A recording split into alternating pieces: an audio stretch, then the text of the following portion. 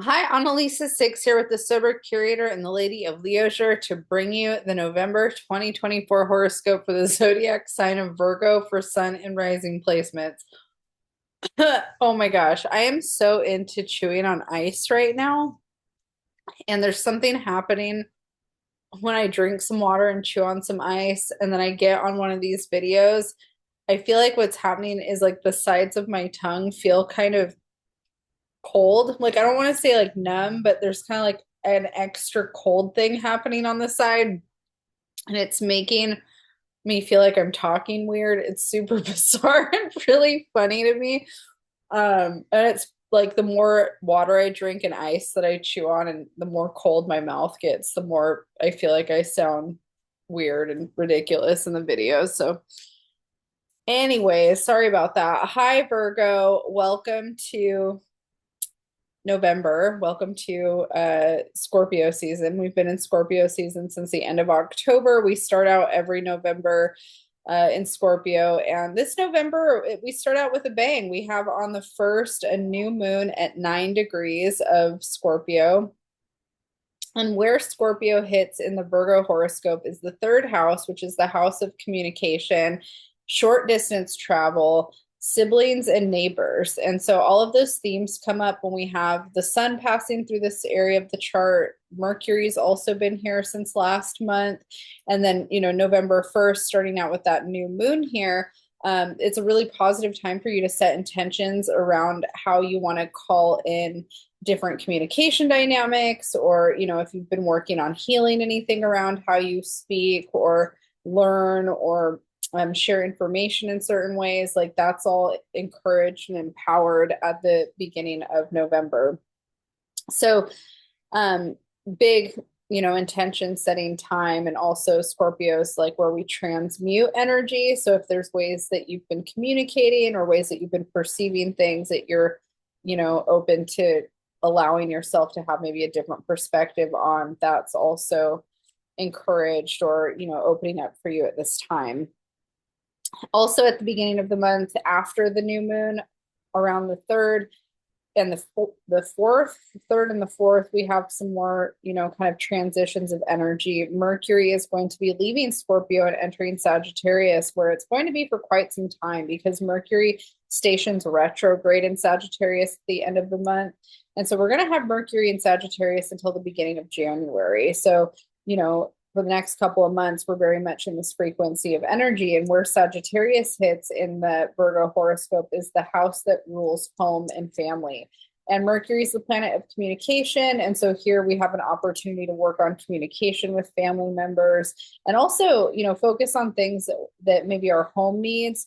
Sagittarius is not the most grounded energy when it comes to home. And so we also start to feel kind of restless and like we want to work on things in the home, or we want to escape the home environment and go travel or be more involved in the world in some way. And even though this house does rule our home, sometimes when we have a wanderlust energy here, we want the world to be our home, not just this like, box that is the container that we're in all the time.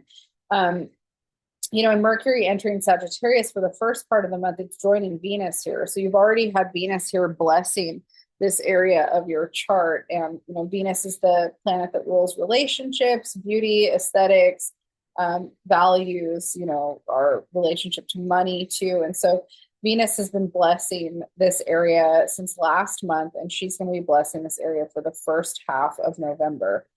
The next shift that we have after Mercury enters Sagittarius is Mars entering Leo on the 4th.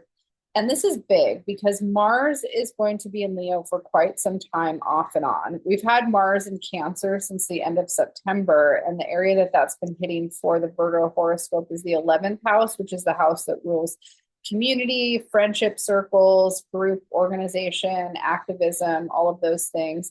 And Mars has been there since September and now is going to be leaving and entering Leo. And then Mars is going to station retrograde next month in Leo and then end up back in Cancer in January. And then it's going to enter Leo again after it stations direct. And so we just have this kind of like teetering back and forth with Cancer and Leo energy with Mars for quite some time, up until June of 2025. So that kind of shift really begins at the start of November here. And, Mars has been in that 11th house. It's going to enter the 12th house, and it's going to be in the 12th house of the horoscope chart for the whole month of November. Now, when Mars is passing through the 12th house, we do tend to have some feelings of past anger and resentments come up that we need to work through. And it's a really powerful time for us to find our voice, especially in the sign of Leo.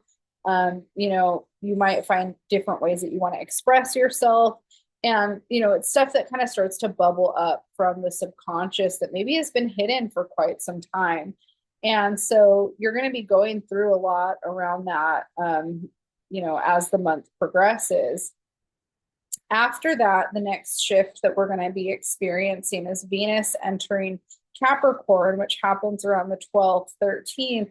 And, the area that this is hitting for Virgo kind of plays upon some of those Mars themes in terms of, trying to find more of your voice and who you are, because the 5th house is the house that Leo traditionally rules. And even though it's in Capricorn in the horoscope chart for Virgo, it still shares a lot of those themes around self-expression and creativity and, kind of finding yourself in that. And Venus is blessing this area. So, it also calls in a desire to connect romantically and experience more joy and pleasure. And even though Capricorn can be very serious and traditional, we're still wanting to find more creative expression and expression that's more in alignment with what we want to move towards as, we're moving through the future.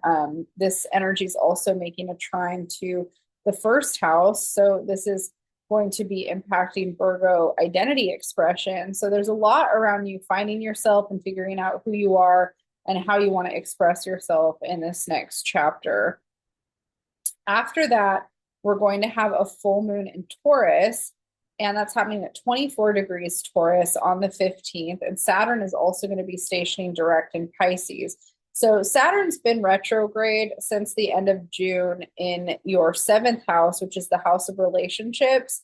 And so it requires you, a Saturn 7th house transit, like we kind of get in this space where there's certain things that we feel like are very make or break in a relationship. And with Saturn stationing direct, hopefully whatever those things have been that you've been working on starts to gain more forward momentum. And then when the full moon's happening, the area of the chart that's hitting for Virgo is the 3rd house, 9th house axis. So we've had, the sun in this house of communication, and then the moon's going to be opposite in the 9th house, which is values and belief systems, long distance travel, education and intellectual pursuits, publishing. And so with the moon here, this is a really positive time to reflect on those things, set intentions towards what we want to manifest around those themes, what we want to release and let go of. And Saturn stationing direct kind of helps us as well in some of that forward motion.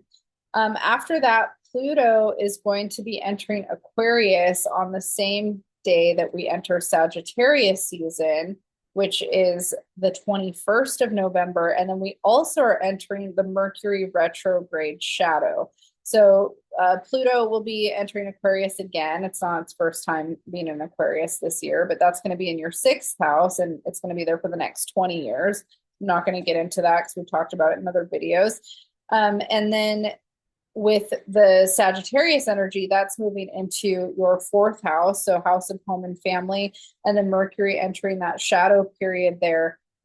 This is it's shining a big light on your home and family relationships from the past and in the present. And then Mercury retrograde is giving you an opportunity to reflect and review and reassess your relationship to people in terms of how you communicate values, ideas, belief systems. There's also an opportunity for you to grow beyond where you've been in the past. And then on the 25th, Mercury is going to officially station retrograde at 22 degrees of Sagittarius in your 4th house. So there could be communication dynamics in the home and with family that are not ideal, but this is your time to work on where you can grow and be open to new perspectives and ideas around things. The last shift that I'm going to talk about is on November 30th. We are going to have a new moon at 9 degrees of Sagittarius before we enter the month of December. And so this new moon is happening in that fourth house of home and family where Mercury is retrograde and where the sun is. And so it's an opportunity for you to set intentions around what you want to manifest and cultivate in your home and family life moving forward. You know, if you feel like there's things about your home and family life that you're not satisfied with, set intentions on this day. Like, how do you want things to go moving forward? What do you want to tell the universe that you want to call in? All right, Virgo, I'm going to leave you there. And if you liked this video, please hit the like and subscribe button to get notified on when I'm doing these. I am totally starting to fade. It's getting late. I've been working on these for a while. It's just funny watching myself kind of start to dip. But yeah, if you like this video, please hit like, subscribe. You can find me at theladyofleosure.com and thesobercurator.com. And I will see you guys in December.